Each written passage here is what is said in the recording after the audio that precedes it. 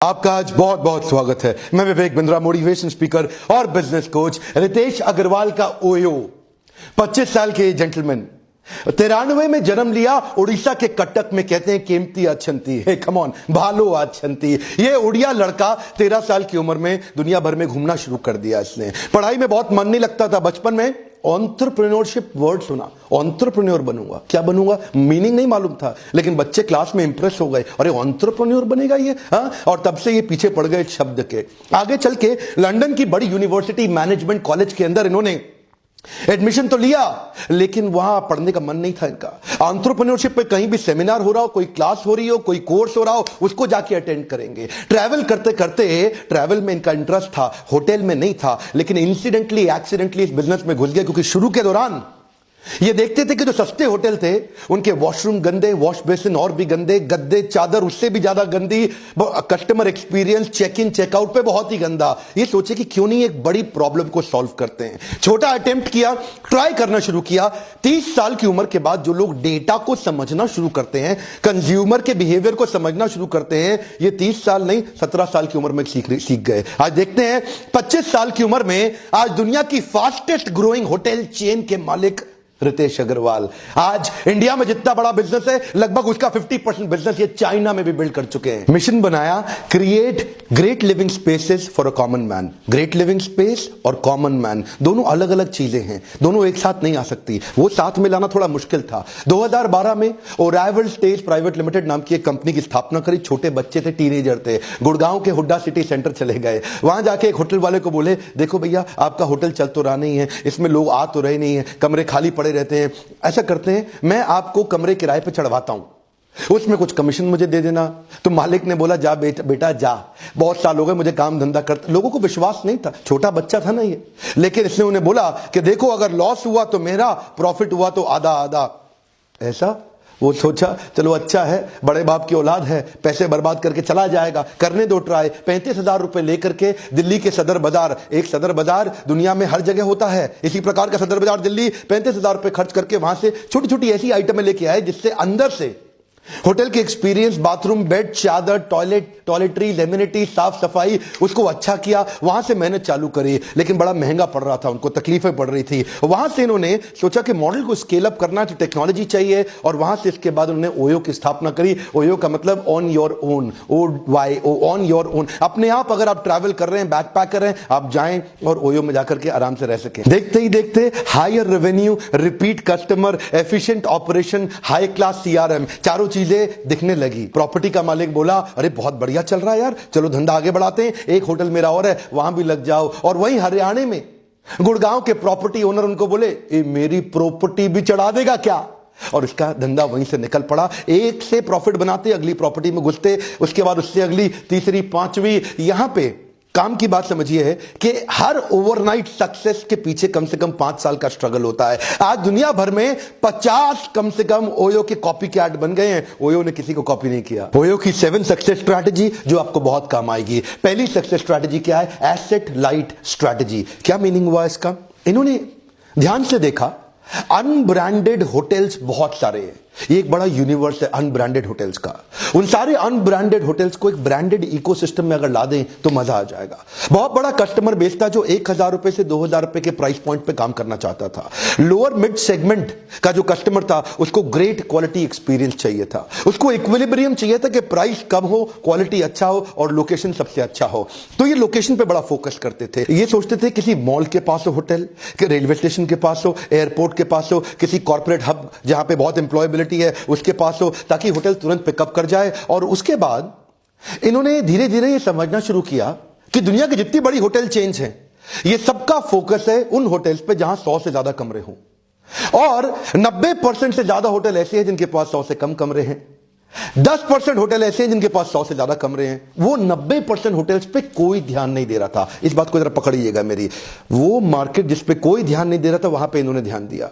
उन होटल्स पे जो अकेले पड़े हुए थे, जिनका कोई नहीं है, उनका ओयो है, इस तरह उनको आके साथ दिया। एक ऐसी प्रॉपर्टी, एक ऐसा एसेट जो वेकेंट पड़ा है, वेस्ट पड़ा है। ये सोचे यार प्रॉपर्टियां बनी हुई है पहले, एक 4 स्टार होटल बनाने में 60 करोड़ लग जाता है, एक 5 स्टार होटल बनाने में 125 से 150 करोड़ लग जाता है, और उसके बाद प्रॉफिट निकालना मुश्किल हो जाता है, उसमें आरओआई आता नहीं है। ये सोचे मैं होटल बनाऊंगा नहीं, बने हुए होटल के साथ पार्टनरशिप करूंगा, और खासतौर से उन पे काम करूंगा जो 100 से कम कमरों वाले छोटे होटल्स हैं, क्योंकि उन पे कोई ध्यान नहीं दे रहा, और वहां से 1000-2000 रुपए प्राइस पॉइंट वाले कस्टमर को delightful great consumer experience create करके दूंगा। इसे एक्चुअली एग्रीगेटर बिजनेस मॉडल कहते हैं, जहां पे मैं अपने ब्रांड का नाम आपको दे दूं और आपका होटल तुरंत चल पड़े। क्यों? क्योंकि वहां पे यूनिफॉर्म क्वालिटी, प्राइस और वो स्टैंडर्डाइजेशन का सपोर्ट आपको लाके दूंगा, आपके स्टाफ को ट्रेन करूंगा, और इससे आपके होटल का नाम चल जाएगा। और इससे आता है मेरा second point, end to end responsibility for customer experience. ये क्या कहते हैं? एंड टू एंड, मतलब शुरू से आखिरी तक सारी जिम्मेदारी कस्टमर को खुश करने की मेरी है।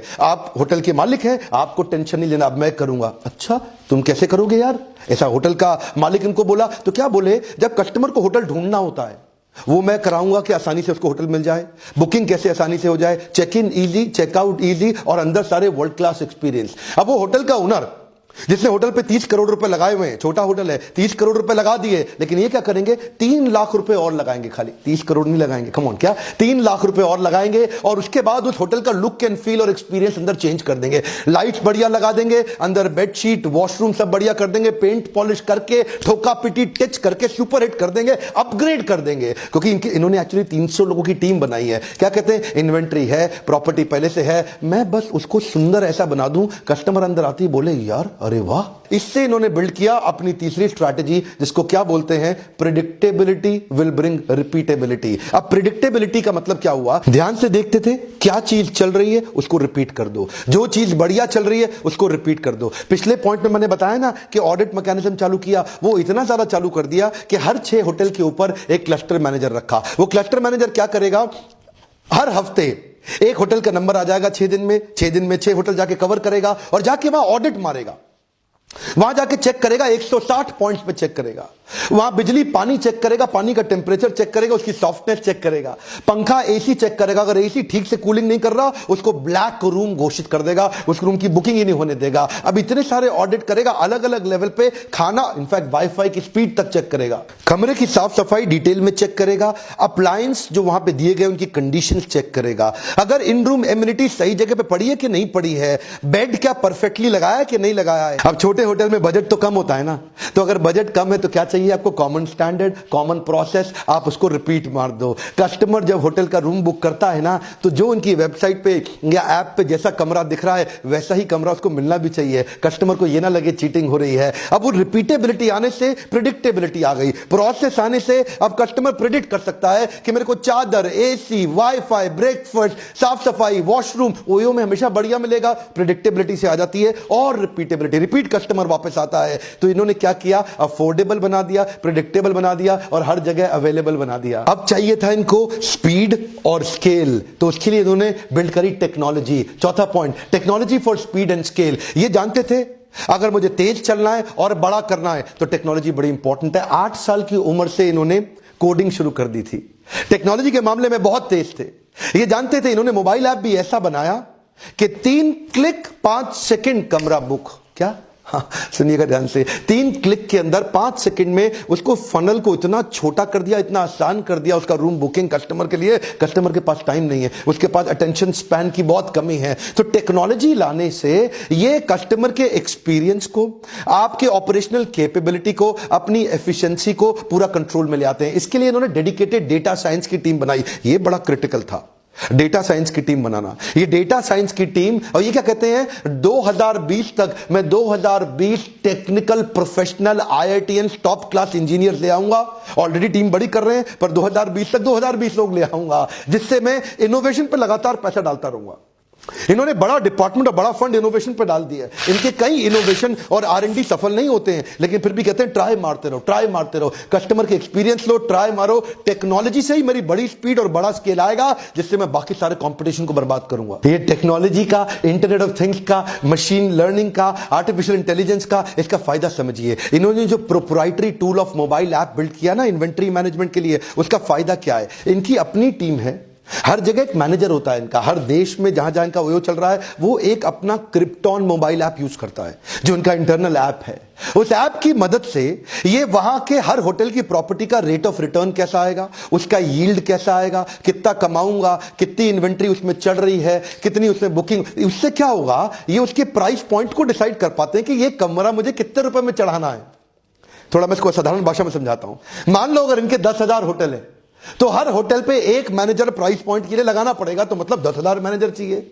लेकिन अब क्या किया, इस क्रिप्टॉन ऐप की मदद से वो 10,000 लोगों का काम 50 लोग कर लेते हैं। इनका विराट रूप समझने के लिए 5वीं स्ट्रैटेजी समझिए, focus team for acquisition and expansion. ये एक अलग डेडिकेटेड फंक्शन, एक टीम बनाई है जिससे हम नए होटल्स, नए पार्टनर्स को एक्वायर करें और बिजनेस को एक्सपैंड करें। इस टीम का केवल यही काम है कि नई प्रॉपर्टीज के साथ पार्टनरशिप को कैसे बिल्ड किया जाए। 2013 में एक होटल एक शहर से चालू किया, 2014 तक 5 होटल और शहर बढ़ाते चले गए, 2015 में सैकड़ों होटल और फिर सैकड़ों शहर, 2016-17 आज दुनिया भर में 12 से ज्यादा देशों में काम कर रहे हैं। आज लगभग 10,000 होटल, लगभग 250 शहर, 13 से ज्यादा देशों के अंदर 5 गुना ज्यादा ग्रो कर रहे हैं। ये टॉप 3 होटल चेन्स को अगर इकट्ठा करके मिला लो तो भी। अभी तो 2.25 लाख कमरे हैं, लेकिन अब इनका टारगेट है कि हर महीने 50,000 कमरे अपनी इन्वेंट्री में बढ़ाते चले जाएं।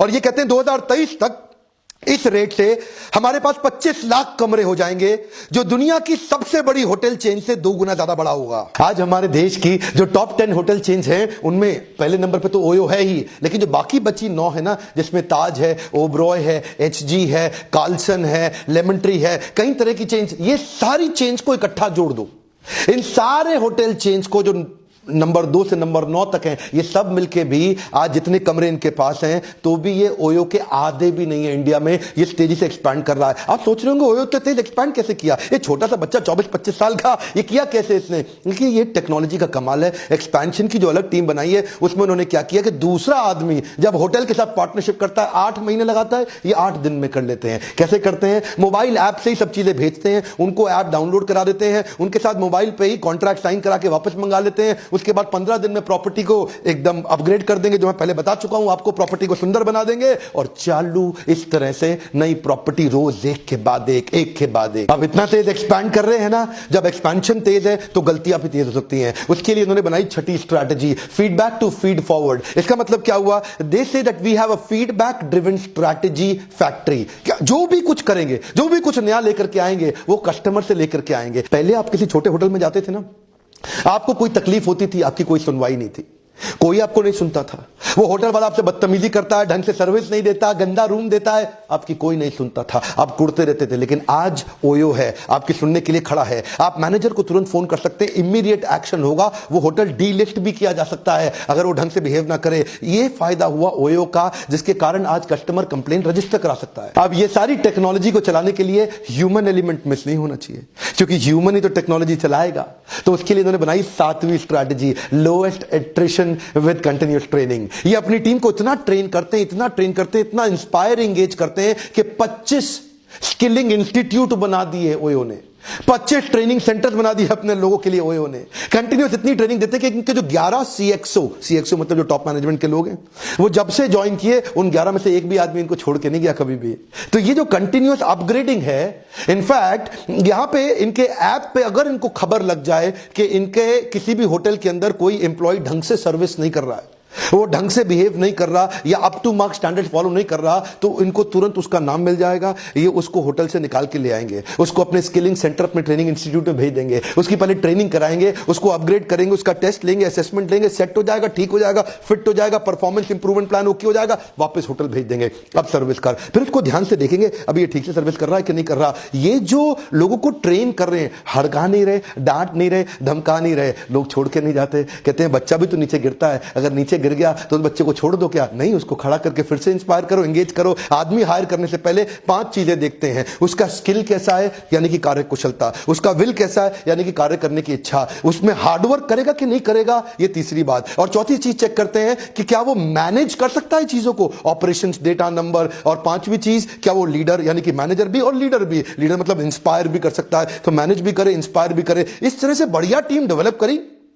सुपरस्टार टीम बनाई और टीम बना के उनको छोड़ के नहीं जाएगी। अब इससे फायदा क्या हुआ, आज यही ओयो एयरबीएनबी को उखाड़ रहा है। एयरबीएनबी का मॉडल ओयो के सामने कमजोर पड़ गया। एयरबीएनबी इंडिया आके ओयो के सामने नहीं टिक सकता। एक्चुअली उसका कारण है, एयरबीएनबी आपको अपार्टमेंट में किसी के पर्सनल घर में ठहरवाता है, लेकिन ओयो होटल में ठहरवाता है। एयरबीएनबी में जो घर का मालिक है वो लास्ट डे पे कैंसिल कर दे आपकी बुकिंग, कौन पूछेगा आपको, लेकिन होटल के अंदर बुकिंग आपकी कैंसिल नहीं हो सकती है। एयरबीएनबी में हो सकता है कि जो दिखाया है फोटो में असली में घर उतना सुंदर ना हो, लेकिन ओयो में ओयो जान लगा देता है कि मैं कंज्यूमर एक्सपीरियंस बढ़िया दूंगा, जैसा है वैसा ही दिखाऊंगा। एयरबीएनबी कई बार ना फुल बैकग्राउंड चेक नहीं कर पाता, इसीलिए आप देखते हैं कि एयरबीएनबी में सिक्योरिटी के इशू आते हैं। ओयो में पूरा बैकग्राउंड वेरिफिकेशन हो चुका है। होटल है ये, घर मकान नहीं है किसी का। इसीलिए जब मैन पावर की इतनी ट्रेनिंग, टेक्नोलॉजी इतनी बढ़िया, ये सस्ते में भी मैन पावर ले पाते हैं। ये अपने लोगों को 20% कम तनख्वाह में भी ले जाते हैं और लोग उनके साथ रुके रहते हैं। ये जो 7वीं स्ट्रैटेजी मैंने आपको बताई ना, ग्रोथ की, lowest attrition with continuous training, इसने इनको बड़ा फायदा दिया कि आज एयरबीएनबी मिल से टक्कर नहीं ले पा रहा।